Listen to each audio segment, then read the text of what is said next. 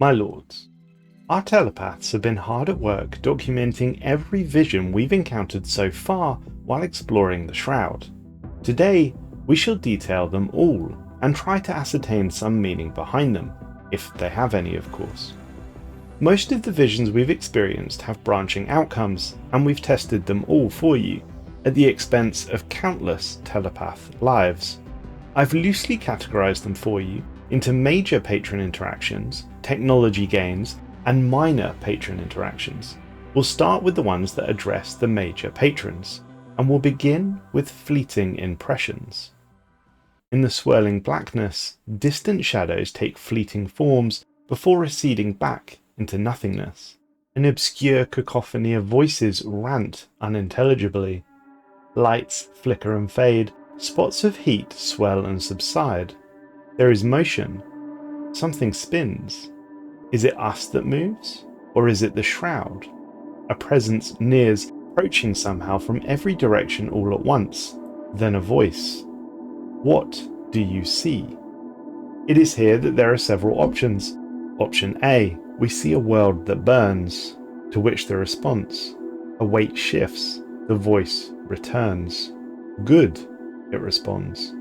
The darkness tilts and then spins. Something presses hard upon us for a moment, and then suddenly we are alone again. Option B, we see a celebration. Something heavy shudders. The darkness crushes slowly against us, harder and tighter. No, it screams.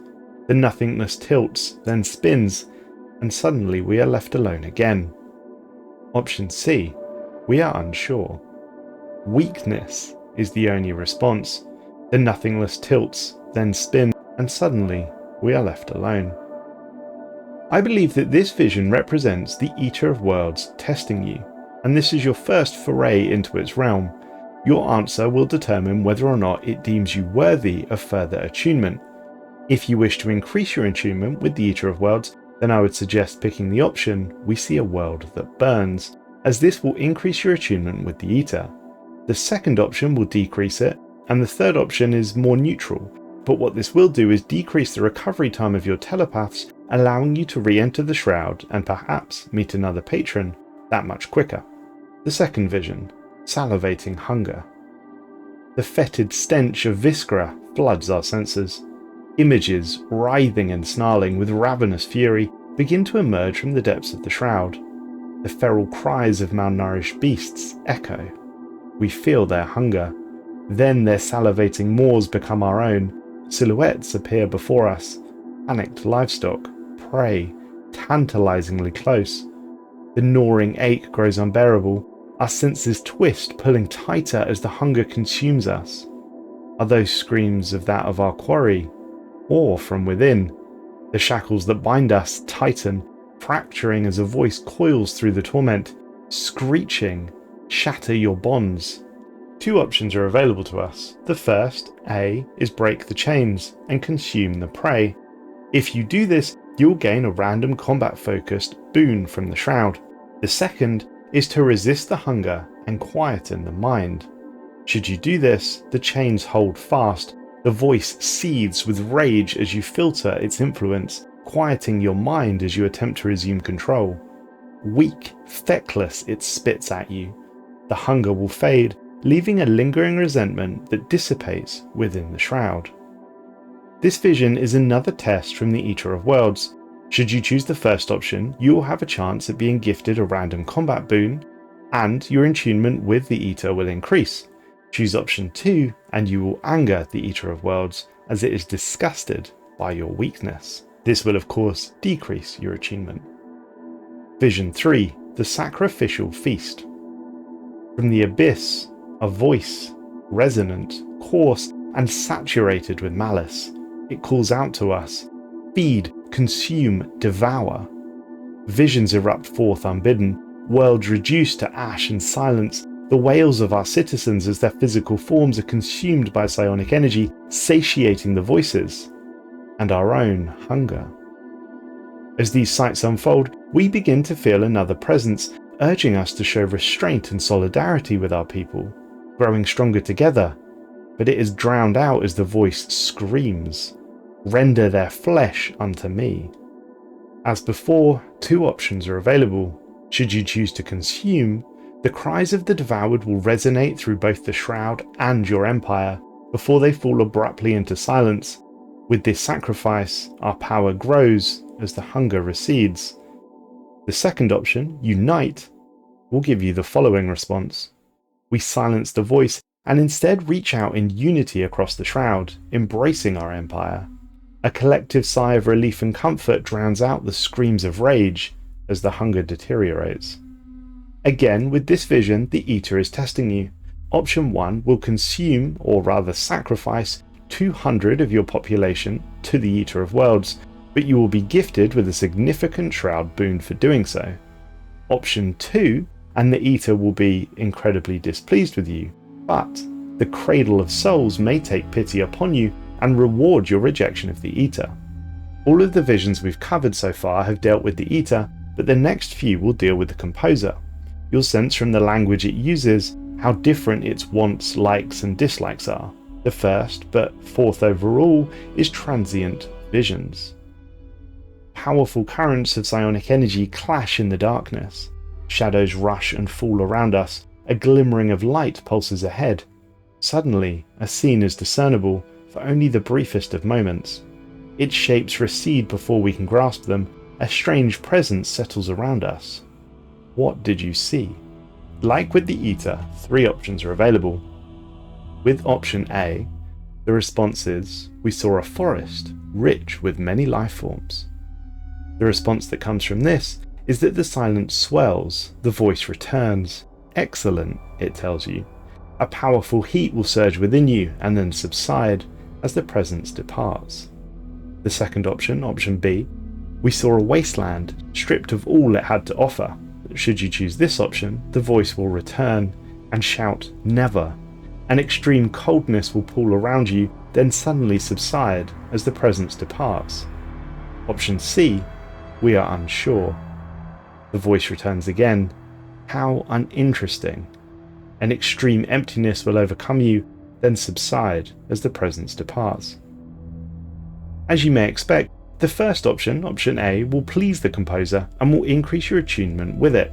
The second will anger it, decreasing attunement, and the last will do neither, but it will decrease your telepath's recovery time before they're able to re-enter the shroud. The fifth vision, tempting conversation. From between the many layers of the shroud, a vision unfurls before us. The mists form the outline of a struggling creature, ensnared and choking as a hazy tendril wraps ever tighter around it. The animal itself is unlike anything we've encountered before. A voice threads its way within us. The strands of fate beckon. Which shall you pull? We are given several options. The first is to release the creature, which will give you the response. The voice echoes in your mind as the creature fades from sight. Prosperity. Another fleeting glimpse appears, a resurgence of life somewhere within your empire. The second option is to capture it.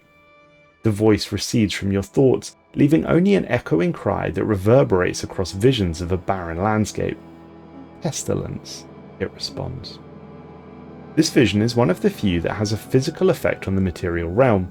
Should you choose to release the creature, docile fauna will be added to your capital world. They, as well as being quite lovely to be around, will increase planet happiness, habitability and society research by a significant amount. Furthermore, the Composer will be pleased with your choice and your attunement with it will increase. However, should you choose to capture the creature, the instrument of desire, the Composer's opposite, will be pleased and you will gain attunement with that instead and decrease your attunement with the Composer. I'm also aware that devouring swarms have the option to consume the creature. Vision 6. Morphing Landscapes. The mist of the shroud unfurl, revealing visions that churn together without end. Obscure landscapes writhe incomprehensibly before us. Mountains rise and fall. Boiling oceans of chaos evaporate to leave behind bleached bones of aquatic life across endless deserts.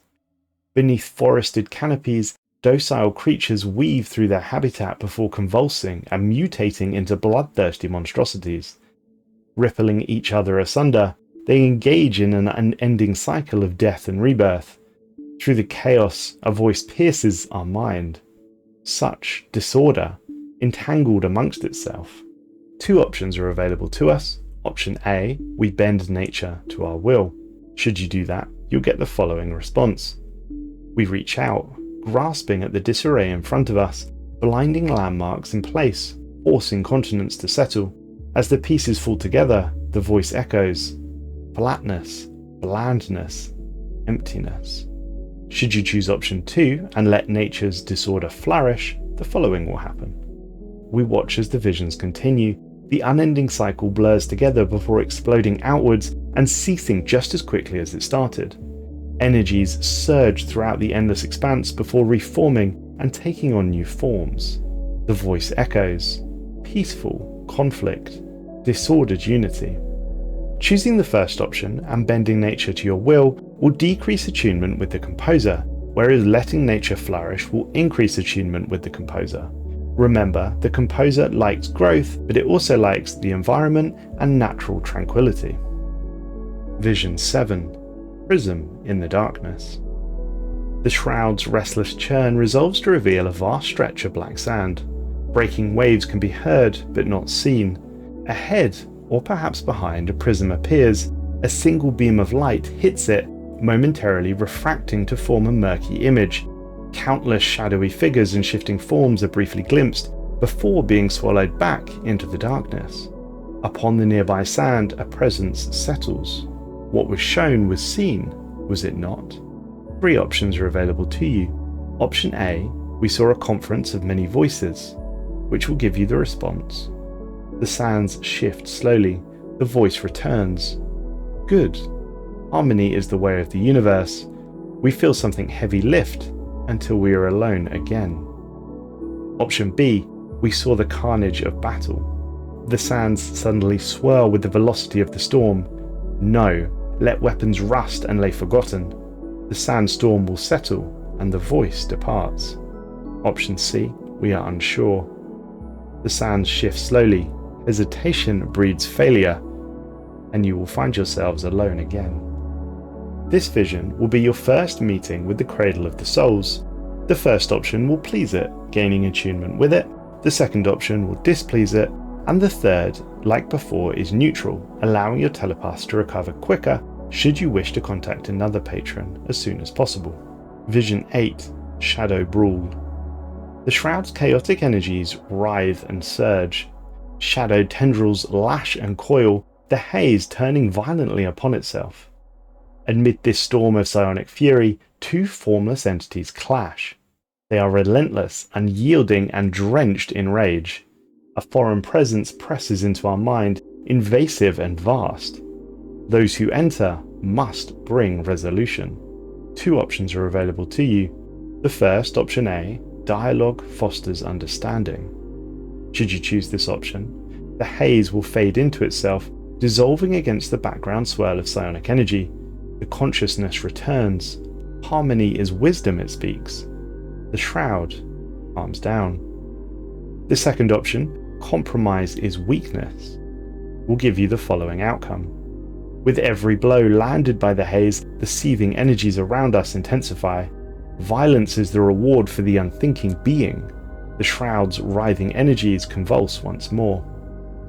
This vision is the cradle testing us. The first choice will please it, the second will displease it.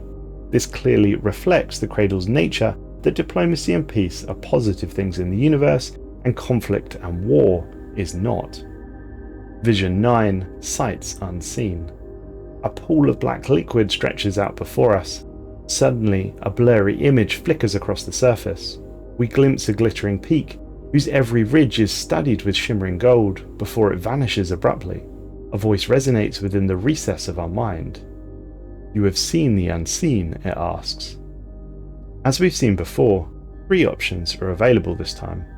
Option A, we saw a quarry waiting for the pick. Should you choose this option, you will receive the following response. A series of concurrent ripples radiate across the surface. Once more, you feel the voice. Growth without bonds sustains balance without measure. As the liquid settles, we feel the voice departing. Option 2, we saw nature's perfection to be preserved. The liquid becomes agitated, waves swell and crash, a whirlpool swirls in the darkness, the voice returns with greater force. Unacceptable.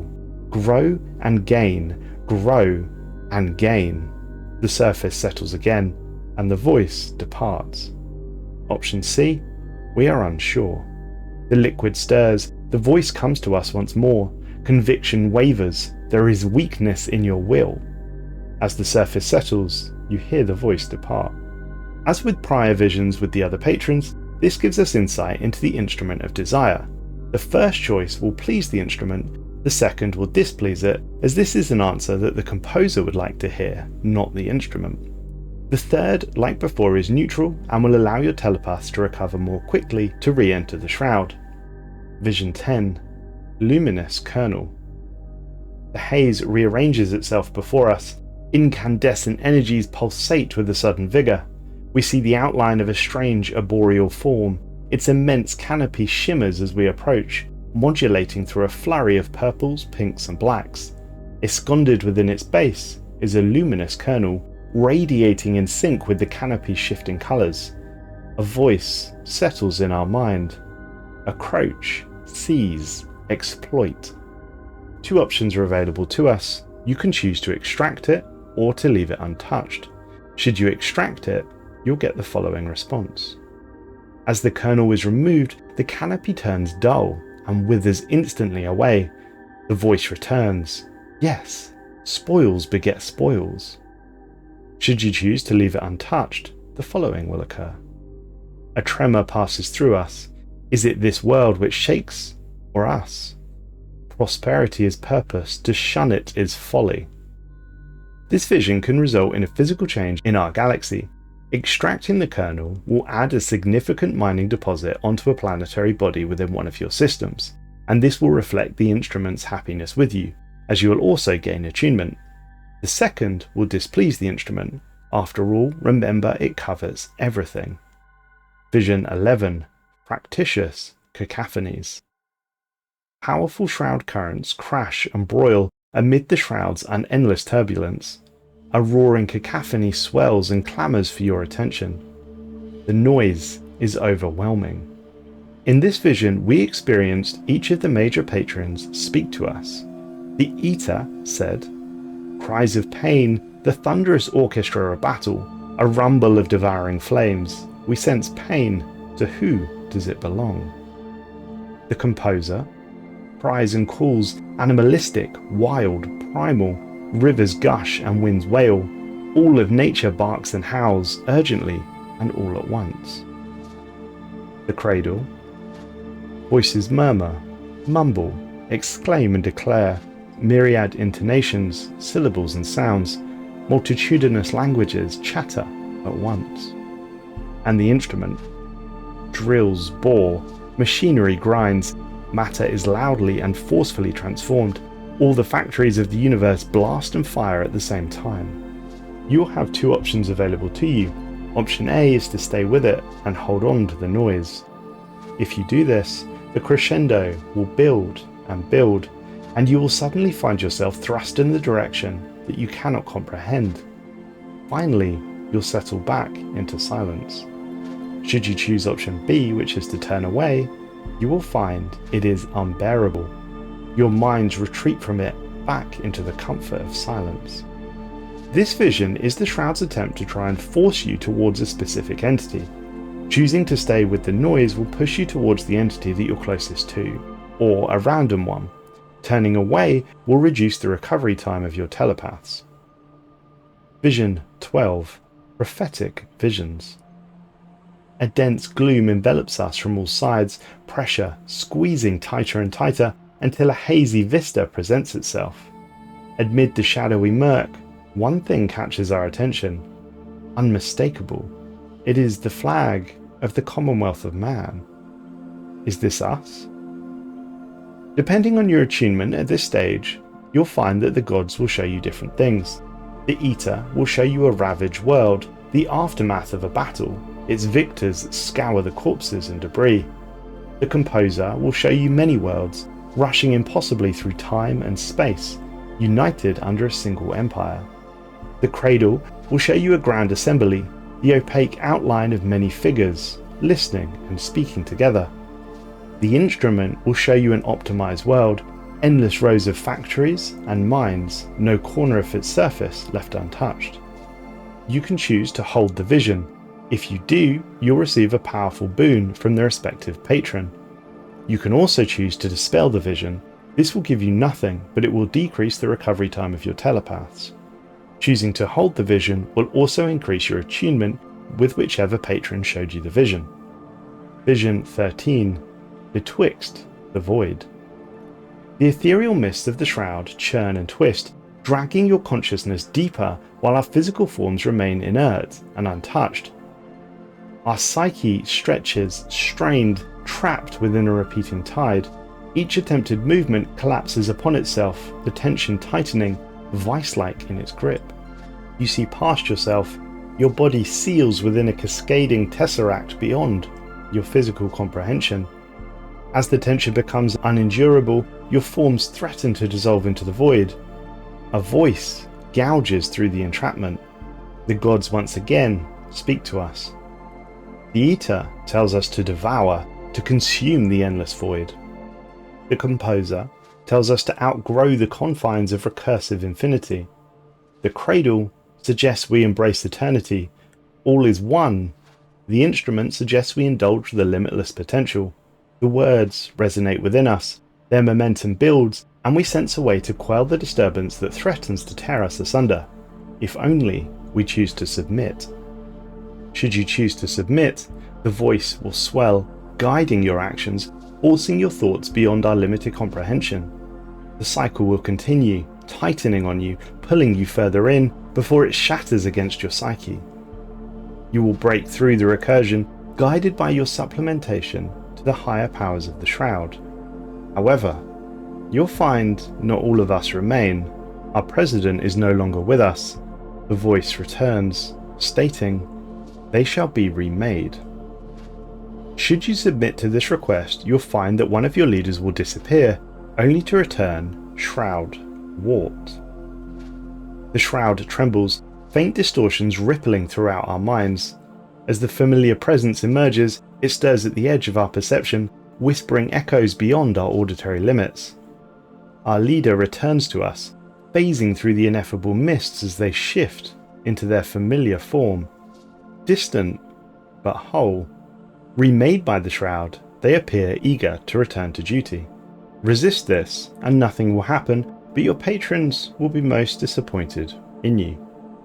If you choose to reject the compulsions forced upon us, you'll find that the loop quickens, dragging you under with the power of its recursive tide.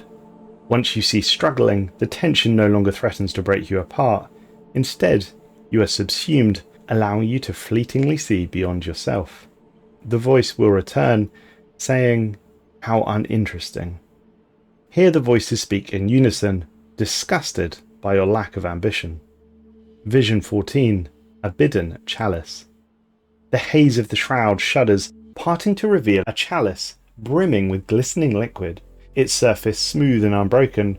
A compulsion grips us. We reach forward without thought. The expectant liquid trembles as we begin to drink. Clarity floods through. The more we drink, the more the lie reveals itself. The fluid thickens, each drop beginning to curdle inside. We are overcome with an urge to purge our systems of the contaminant. The gods speak. The Eater suggests we gorge, drowning our weakness. The Composer wants us to nourish, to inhale new growths. The Cradle wants us to strengthen and embrace painful unification. The Instrument wants us to imbibe, indulging our addiction. The voices swirl, mixing with the liquid, congealing as it forces its way further inside us, bending our submission to its will. Should you choose to drink, the last of the liquid goes down, thick and repugnant. Falling within us, saturating our minds, heat pulsates through us, warping our thoughts, fraying the edges of our psyche. The voices will return, satisfied as the chalice dissolves before us. The Eater will tell us to conquer, a true champion. The Composer will tell us to shape, we are a living catalyst. The cradle will call us an integrator, minds upon minds, and the instrument will scream decadence, senses to explore. Drinking will bestow a gift from the Shroud Gods upon your empire and increase the attunement with one of the patrons.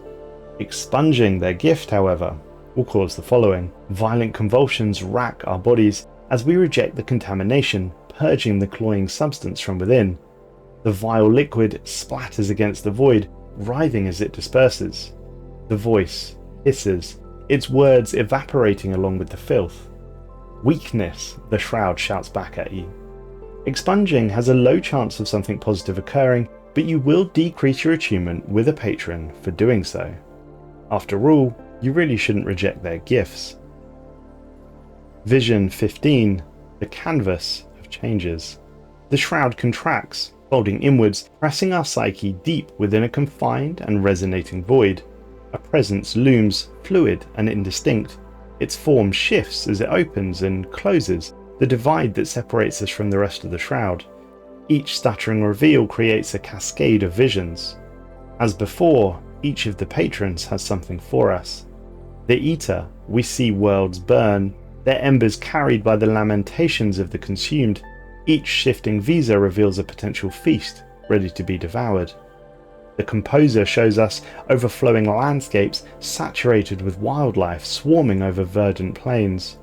Threads of life entwine and expand, each is a shifting visa, revealing a teeming atmosphere of potential to shift and mould.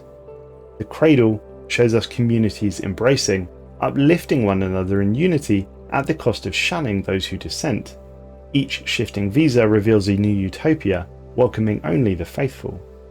And the Instrument will show us vast quarries extending out before us, lined with lucrative resources, rife for extraction. Each shifting visa reveals a trove of riches waiting to be plundered. With each new vision, inertia flips and twists within you, dragging you through impossible speeds as the walls of reality bend and ripple. We sense the figure's amusement. It is testing us, awaiting a name for the force that grips us. This vision has multiple entries and multiple endings. The first option will always please whichever patron has contacted you. The second option will always displease them. Choosing the first option is also highly likely to provide your empire with a significant boon from the Shroud. So those 15 visions we've just covered deal with patron attunement from the Shroud, but we will now move on to the visions that deal with acquiring direct material gifts from the Shroud, weapons and so forth. The first to discuss is called Psionic Conflict, and this has the ability to provide Zro launchers, perhaps the most potent long-range weapon in the entire galaxy. With all of these visions we're about to discuss, I would suggest you choose extremely carefully, as failure with these visions could represent a catastrophe. When you enter into these visions, there is a roll of the dice. 60% of the time you'll receive the technology you're looking for, 40% of the time you will not, but you are able to seek the Shroud Walkers for help should you miss out on one of the technologies you're looking for. The first vision is Psionic Conflict. A discordant orchestra of devastation draws us deeper within the Shroud. Each reverberation pounds against our psyche in unrelenting rhythm of ruin. The noise takes its form. We are on the periphery of a psionic conflict. The motivation of the entities involved is unclear, but the power on display is significant. The psychic bombardments slip in and out of our perception, twisting through the fractured reality before us. There is no cover from this approaching storm. There are two options available. The first is to endure and observe. The second is to leave the Shroud. My lords, I recommend you always pick the first option on these ones. If you choose to observe, there is a 60% chance the following will happen. With clear focus, we attune ourselves to the psychic cascade, our thoughts fluid. The bombardment does not relent, yet we remain untouched, living in harmony with the rhythm of destruction. With each step, our comprehension grows. The psionic barrage is slipping between gaps in unseen planes. As we withdraw, the pattern remains. With refinements, the principles we observed could be adapted for our own ordnance. Should you get this outcome, you will acquire the technology for Zro launchers. However, there is a 40% chance that this will happen. Abyssal Barrage. We attempt to attune to the psychic storm, moving with its unpredictable rhythms. Our first steps show promise, but the tempo of destruction has inevitably consumed us. As the storm passes, the echoes of the barrage still rings through us. The psionic reverberations of our failure echo through the Empire, in even this reality. Should you be unlucky, 2 random buildings across your Empire will become completely destroyed. A painful experience indeed, as you will also miss out on 0 launches. The next vision deals with psionic lightning, and it's called Psychic Pathways. Without warning, a psychic pressure erupts in the shroud. A labyrinth of incandescent pathways unfolds before us, stretching beyond perception, crackling in momentary existence before vanishing into the void. Another surge begins to build. With concentration, we sense configuration before it emerges. The shifting maze ignites again, bursting outwards into a network of possibilities. Each path provides new temptation to explore before it collapses into nothingness. As before, you can choose to leave, but in this case, you can also choose to run the gauntlet. If you do, there is a 60% chance the following will happen. The pressure builds, teasing us with expectation. We move at its crescendo, willing our minds through the labyrinth of psychic energy. Thoughts become momentum, urging us forward, slipping between the arcs of psionic energy before our resolve can falter. We are untethered, ascendant beyond our own physical forms. The maze and its multitude of pathways will become an extension of our own consciousness, revealing hidden knowledge deep within the patterns of the storm. As swiftly as it began, the moment is over. The afterimage of the labyrinth collapses behind us as we emerge with a newfound understanding. With careful refinements, these psionic principles could be applied to our weapons of war. That outcome will unlock psionic lightning. However, there is a 40% chance that you will become lost in the void. In this moment of hesitation, incandescent paths erupt. Arcs of psionic energy twist through the collapsing nexus, ensnaring our thoughts and casting us into the chaos of the shroud. We emerge, our telepaths disorientated and burdened by the trauma of failure. The psionic backlash reverberates through our empire. The next vision is an important one, as this allows you to acquire psionic disruptors. This is called Psychic Lance. A totemic beam of singular psionic energy extends beyond us within the shroud into incalculable infinities. Its uniquely stable composition is a stark contrast to the usually chaotic formations we have previously encountered. Is it safe to remain here? As before, you have 2 options. You can choose to stay here a while, or you can choose to leave. I would suggest you stay here a while, and there is a 60% chance the following will happen. Despite its blinding intensity, we manage to hold our focus on the perfectly formed beam of psychic energy. Finally, we beheld the true nature of its intricate and otherworldly structure. Our minds race with new possibilities. Reproducing this unique energy formation in the physical realm will grant us an unstoppable weapon. If you got that response, then you also unlock psionic disruptors. However, there is a 40% chance you could fail, which will give you the following. We were unable to remain. Proximity to such an intense formation of psionic energy proved to be too much for our telepaths. The damage to our minds from exposure to this overwhelming phenomenon will take time to recover from. The next vision relates to psionic bombardment and psionic bombers. A series of powerful convulsions pass through the shroud, sending a shuddering tremor throughout our minds. These reverberations threaten to overwhelm our telepaths. What is the cause of this psionic bombardment? As before, you can stay and find out, or you can choose to leave. If you stay to find out, there is a 60% chance you'll get this outcome. We fortified our minds against this continued barrage and soon understood its nature. The explosive convulsions are caused by the currents of concentrated psionic energy, reflected from our own dimension. These volatile beads of psychic intent have the potential to significantly damage the minds of the unprepared. An insight took hold. These powerful formations will provide the basis for new weapons born from the shroud. That outcome will give you the option to research psionic bombers. There is the 40% chance to receive a negative outcome, which is psionic shock. Our mental reserves have waned. The psychic detonations here were overwhelming, inducing cases of psionic shock and many of our telepaths will need time to recover. We also have the following 3, which will give access to psionic shields, precognition interfaces, and psionic jump drives, respectively.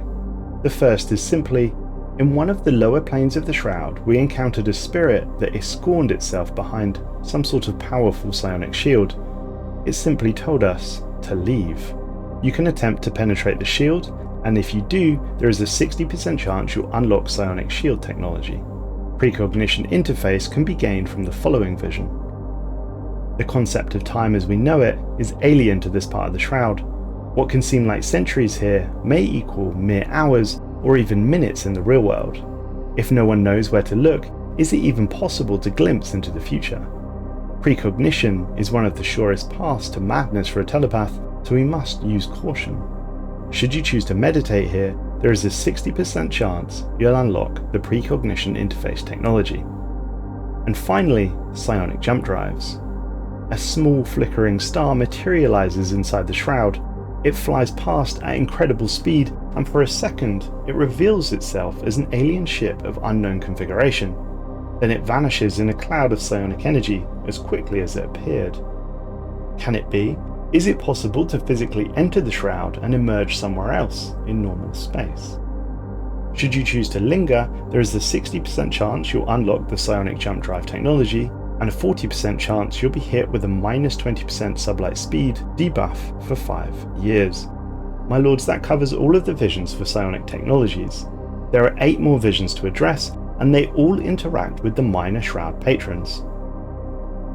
As our minds drift once more into the depths of the Shroud, we find ourselves in the familiar presence of the Animator of Clay. Clockwork rhythms emerge around our consciousness, unspoken voices rise in chorus, and the ghosts within our fleet have begun to stir. They offer to carry our physical forms further, unburdening our minds to focus on higher concerns. While not alive, they are known to us. Their form is shaped by design, their presence imbued by history and purpose, all coalescing until they reach out expectantly. No longer are we mere operators of these craft, we are partnered, a unity of resolve, carried forward by a collective will. This is the vision that the Animator of Clay will send to you before it will gift you with its edict. The next vision deals with the Outsider, and it's called the Will of Temperance. The mournful essence of the Outsider seeps into our mind. As its sorrowed echo resonates, knotted vortices of psionic energy coalesce into a strange and ever-shifting form. The more we look, the less knowable it becomes. A voice speaks. Some things you cannot understand. Those things pain and regret will teach. I was the first of my people to come to this place, but we have all paid its price.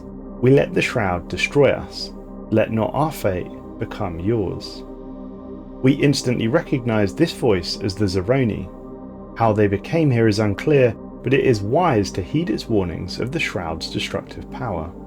As with all of these visions, these unlock the minor entities' edicts. The next is Thought Play, and this is the vision of the Golden Dream. All around us the Shroud pulsates with the calming rhythms of the dream. As we observe, errant wisps of psionic energy slowly arrange themselves into intricate grids. Unrecognizable ciphers begin to manifest in carefully laid designs. They begin to shuffle over and around each other, in turn forming new shapes of increasing complexity. In time, we sense a pattern. A logic governs their motions. We realize that we are party to a game with the Golden Dream. With each move, it guides us with a new sense of calming indulgence. As we play, we escape to somewhere meaningful. The next is the Endless Tide, and the vision is titled The Sands of Time.